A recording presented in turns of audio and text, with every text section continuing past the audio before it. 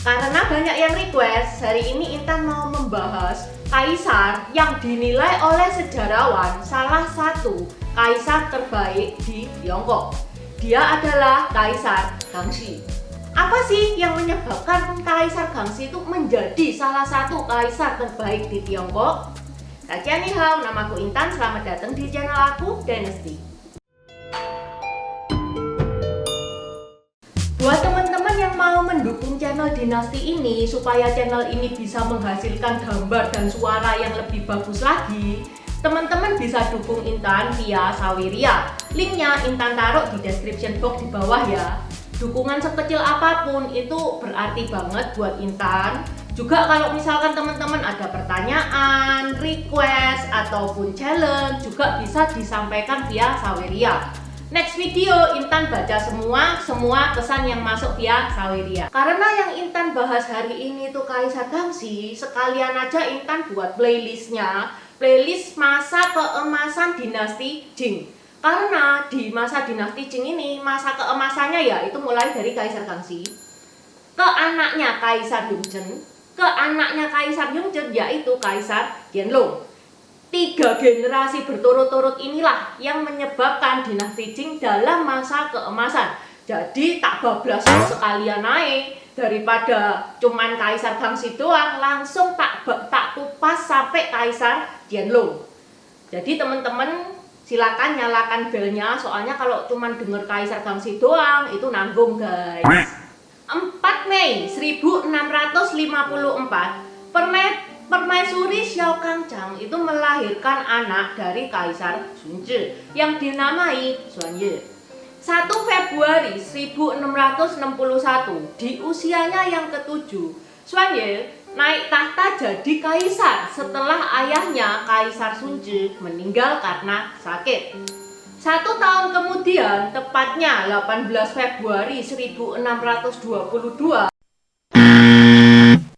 barulah nama formal Kaisar Kangxi digunakan. Sekilas info ya teman-teman, di Tiongkok itu kalau misalkan kaisar, permaisuri, selir atau pejabat-pejabat lainnya yang bertitel lah pokoknya ya, itu nama yang dipakai setelah menjabat, setelah menerima titel itu beda sama nama kecil yang diberikan ayah ibunya saat lahir.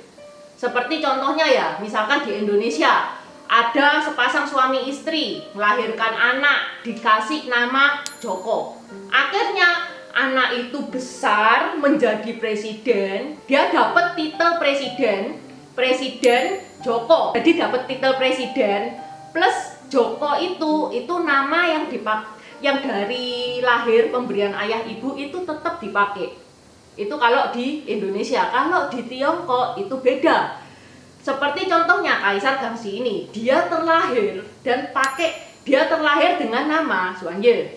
Terus dia itu setelah menjabat menjadi kaisar, dapat titel kaisar plus namanya itu juga beda.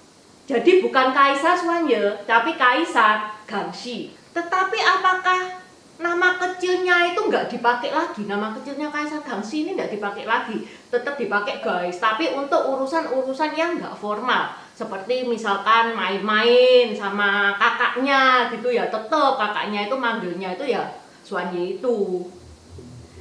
Kaisar Kangxi ini kaisar keempat dari dinasti Qing. Dan karena dia naik tahta di usia yang ke-7 tahun dan sang ayah itu buru-buru meninggal sebelum mengutus wali, maka Ibu Suri Xiaochuang itu memutuskan wali untuk Kaisar Kangxi. Dipilihlah Sonin, Sukseha, Ebilun, dan Oboy menjadi wali mereka. Kenapa saya kok dikasih wali lah? Soalnya kan Kaisar Kangxi masih 7 tahun. Anak kecil masih 7 tahun belum bisa memutuskan dalam pemerintahan. Makanya wali inilah yang mewakili mereka. Otomatis si wali ini yang berkuasa. Kangxi sejak kecil itu sudah dibimbing Ibu Suri Xiaochuang, dan kelihatan guys kalau Kangxi ini orangnya itu rajin, pinter, berbakat. Kembali lagi ke empat wali Kangxi tadi. Empat wali Kangxi tadi itu mereka itu nggak akur, satu sama lain itu saling gontok-gontokan, saling berebut kekuasaan. Salah satu yang paling haus kekuasaan itu Oboy. Sonin sama Sukseha itu kepengen menyingkirkan si Oboy ini. Sampai Sonin itu menikahkan cucunya sama Kaisar. Tapi sayang sekali, nggak lama kemudian Sonin meninggal dunia. Mengetahui Sonin meninggal dunia, Sukseha itu kan seorang diri, ya kan? Oboy itu memaksa Kangxi, memaksa Kaisar Kangxi untuk menghukum mati Sukseha dan seluruh keluarganya atas tuduhan 24 kejahatan. Ya udah, Kangxi waktu itu tidak berdaya, ya kan? Sukseha dijatuhi hukuman mati, tapi setelah kejadian itu Kaisar Kangxi ini dia itu menyesal, guys. Melakukan hal itu dia menyesal sebenarnya. Tinggal Ebilun kan. Ebilun itu tahu, guys, dia Sukseha sudah meninggal, Sonin sudah meninggal. Dia langsung menyerah. Tenang bro, aku ini bukan orang yang mengancam hidupmu kok bro, tenang. Aku ini nurut sama kamu. Kamu ngomong apa, aku nurut wis. Di tahun 1662 Oboy itu mengajukan program pembersihan yang dinamakan Jianjieling. Jadi kayak gini guys, dinasti Jin, negara Jin itu negara yang penduduknya banyak suku Han. Pemimpin dari dinasti Jin adalah suku Manchu. Jadi banyak orang-orang Han itu yang nggak terima kalau dia itu dipimpin oleh bangsa asing. Koxinga adalah salah satu tokoh anti Jin. Dia itu tinggal di Fujian.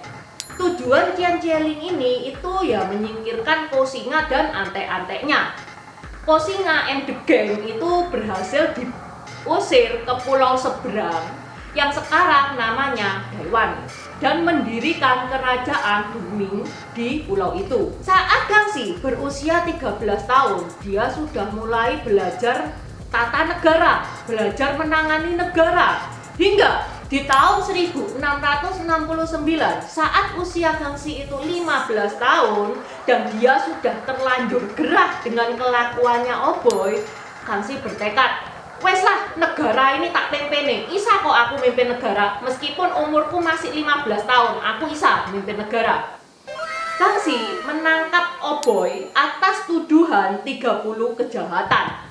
Mestinya Kangxi ini pengen menghukum mati Oboy karena Oboy itu jahat, ya kan? Tapi Oboy ini pinter guys, dia buka bajunya dan ditunjukkan badannya itu penuh dengan luka-luka. Bro, lihatan bro, badanku ini luka-luka ini kena apa? Karena aku itu melindungi Nurhaci itu loh, kakek buyutmu. Aku ya melindungi Nurhaci itu, aku itu ndak eman loh sama nyawaku. Gak apa-apa, aku mati gak apa-apa, yang penting Kaisar tetap hidup. Nah, mendengar hal itu, Kangxi itu luluh dan akhirnya dia cuman memenjarakan Oboy. Itu pun di tahun 1713 Oboy dilepaskan. Nah, Kangxi mulai mimpin, ya kan, mulai jadi kaisar, punya wewenang penuh. Masalah mulai bermunculan. Kangxi itu melihat negaranya itu kan banyak suku Han. Dia memutuskan mengangkat 3 raja dari suku Han. Metode ini dinamakan I Han Je Han. Raja suku Han untuk rakyat suku Han. 3 raja yang diangkat adalah Sang Geshi, Keng Zhongming, dan Wu Sanhui. Terus masalahnya apa, Cik Intan? Keng Zhongming dan Wu Sanhui itu diam-diam merencanakan pemberontakan untuk mengembalikan dinasti Ming. Pemberontakan ini disebut pemberontakan 3 Raja Muda. Pemberontakan ini itu didukung oleh banyak rakyat karena rakyat-rakyat kan kebanyakan suku Han. Dan suku Han ini loyalis banget sama dinasti Ming. Mereka nggak mau dipimpin bangsa asing, itu mereka nggak mau.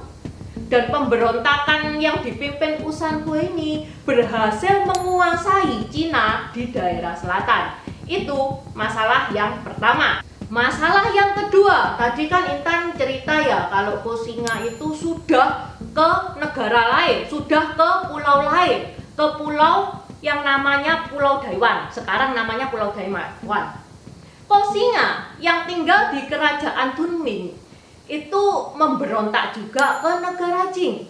Dia membawa 50.000 pasukan untuk menyerang dinasti Jing. Itu yang kedua. Yang ketiga, suku Chahar dari Mongol itu melakukan penyerangan juga terhadap dinasti Jing. Oke, masalah diselesaikan satu persatu oleh Kaisar Kangxi. Pertama-pertama yang dia ladeni dulu adalah suku Chahar di Mongol. Dalam 2 bulan, dia berhasil mengusir suku Chahar di Mongol. Lalu habis gitu dia mau menangani pemberontakan 3 raja. Usan Kue, kepala pemberontakan ini itu sudah meninggal. Posisinya digantikan ke anaknya yang bernama Ujelvan.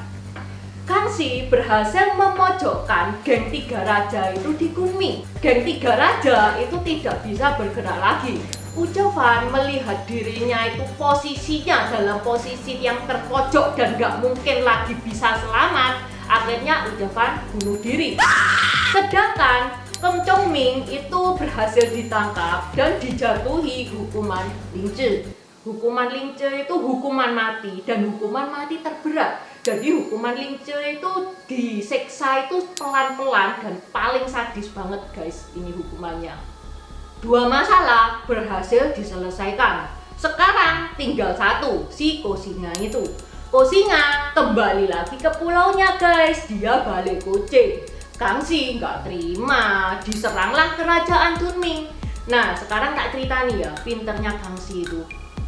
Kangxi dan seluruh kakek moyangnya itu orang yang tinggal di bukit. Jadi dia itu tahunya itu pertempuran darat. Dia nggak pernah menjalani pertempuran laut. Pertempuran darat dan pertempuran laut itu beda guys. Dan untuk menyerang Dunming, dinasti Jing itu harus membobol pertahanan lautnya Dunming karena memang lewat laut kan ya. Dan pertempuran laut ini kan Kangxi belum pernah dan tidak berpengalaman. Dia akhirnya merekrut seorang jenderal laut yang bernama Selang. Selang itu dulu pernah bekerja di kerajaan Dunming, tapi habis gitu seluruh keluarganya Selang ini dihukum mati guys. Nah, Kangxi merangkul Selang ini dia itu bisa diibaratkan dapat paket lengkap. Karena yang pertama Selang itu mengerti pertempuran laut. Yang kedua, karena Selang itu ngerti kerajaan Dunming. As result, Kangxi menang lagi. Karena Kosinga kan sudah meninggal dunia, tahtanya kan diwariskan ke anaknya. Anaknya masih polos, nggak ngerti apa-apa. Akhirnya kerajaan Dunming atau Taiwan itu menjadi wilayahnya Kangxi. Dan untuk pertama kalinya Taiwan menjadi milik Tiongkok. Terus dinasti sebelum dinasti Jing ini ya, dinasti Ming ini ya, dinasti Ming ini dinasti yang anti asing. Dia nggak suka ada bule datang ke negaranya, itu nggak suka. Kalau Kangxi enggak, dia terbuka sama bule itu, dia terbuka. Oh ya guys, Kangxi ini orangnya nggak rasis ya. Kalau teman-teman dengar cerita Intan di dinasti Ming itu kan kaisarnya ketakutan sama suku Han, terus akhirnya suku Han itu dikurangi kekuatannya. Kalau Kangxi ini dia enggak rasis sama sekali. Dia terbuka sama suku Han, itu terbuka sama orang asing pun, sama bule pun dia terbuka. Dari bule ini dia itu belajar agriculture yang lebih modern. Lah, sekarang negara itu bisa kuat, negara bisa kaya kalau penduduknya itu kenyang, ya kan? Nah, berkat Kangxi ini belajar agriculture dan mempelajari petani-petaninya bercocok tanam dengan cara yang lebih baik lagi. Jadi penghasilannya petani itu bertambah dan negara menjadi kaya raya. Makanya pada saat Kangxi memimpin ini, perekonomian negara itu kuat. Permasalahan datang lagi. Negara Jing diserang Rusia. Dengan susah payah akhirnya Jing menang dan mendapatkan daerah Heilongjiang. Nah, dinasti Jing melebar lagi. Di dekatnya negara Jing itu ada negara Mongol. 2 suku di negara Mongol itu lagi bertengkar guys. Suku Jungar dan suku Khalkha. Kalka membunuh adik raja dari suku Jungan. Terus Kalka ini minta bantuan sama Kangxi. Kangxi ini seneng banget, wong Kangxi itu kepengen menguasai Mongol. Oke dah, kamu tak bantu. Tahun 1696 terjadilah pertempuran antara negara Jing dan suku Sunggan yang disebut pertempuran Chaumoto dan dimenangkan oleh Jing. Mongol berhasil dikuasai Jing dan bertambah lagi luas negara Jing. Begitu juga di tahun 1701, Kangxi berhasil mendapatkan Tibet. Hingga di era pemerintahan Kangxi ini, luas negaranya 150.000 km persegi, 2 kali lebih luas dari dinasti Ming.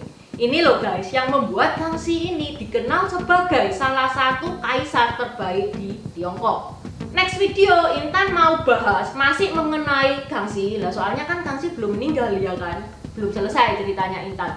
Tapi next video Intan lebih bahas ke permasalahan keluarganya Kangxi. Ini kan tadi Intan cerita bagaimana Kangxi itu menjadi seorang kaisar ya kan. Next video Intan mau cerita tentang anak-anaknya si Kangxi itu. Wah, itu anak-anaknya Kangxi itu guys, rebutan tahta itu epic banget itu guys. Jangan lewatkan next episode ya. Terima kasih sudah menonton. Terima kasih udah nonton channel ini sampai habis. Dukung aku terus berkarya dengan klik subscribe dan bunyikan lonceng di bawah ya guys.